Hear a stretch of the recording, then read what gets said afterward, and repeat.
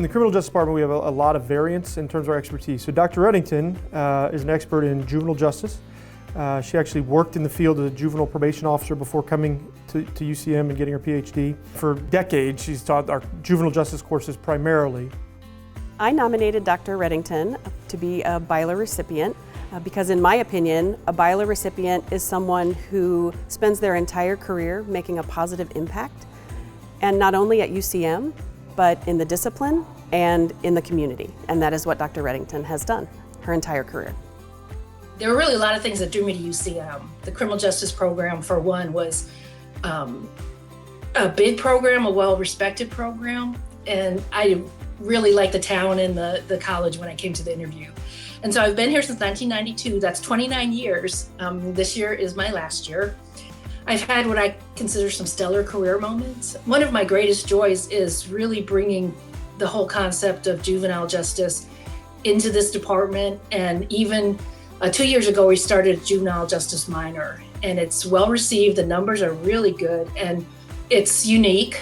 It's something that's so important because obviously, if we can deal with juvenile offenders, we might be able to make a difference down the line in what we do in the adult system.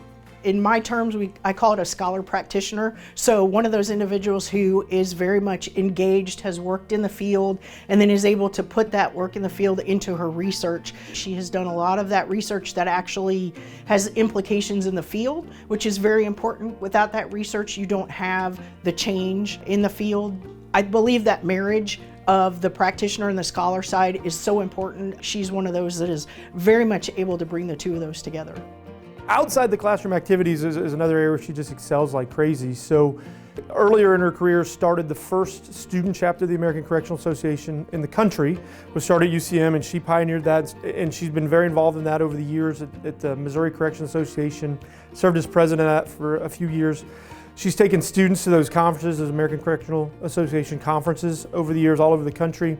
And then she has helped take students every year for the past 5 to 8 years to the Missouri Corrections Association conference, which in terms of opportunity for students is incredible. They're there with wardens and probation parole officers and people who are doing the jobs they want and also are hiring for the jobs they want. So they get to make those great connections. It's a wonderful opportunity for students. I think that Dr. Reddington is fantastic with her students because she feeds off of their energy. She likes to watch them learn new things. When they ask questions, she'll come back. We've had a lot of conversations about being online because she's not in the classroom with them, and that is where she feeds off of that energy, but she's gotten really good reviews, and so it seems to me she's doing that virtually as well.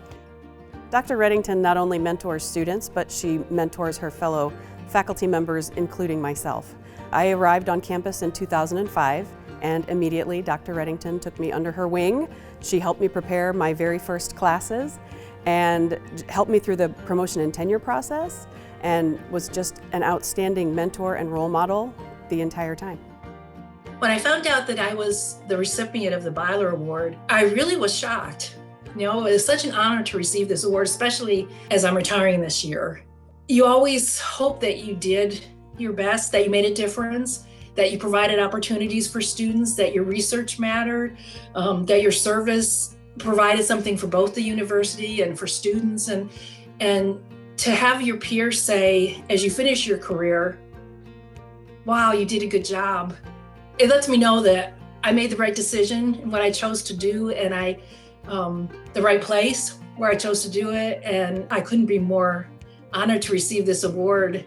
As I had started even to look back at my career, as I thought about retirement, it just makes me feel good.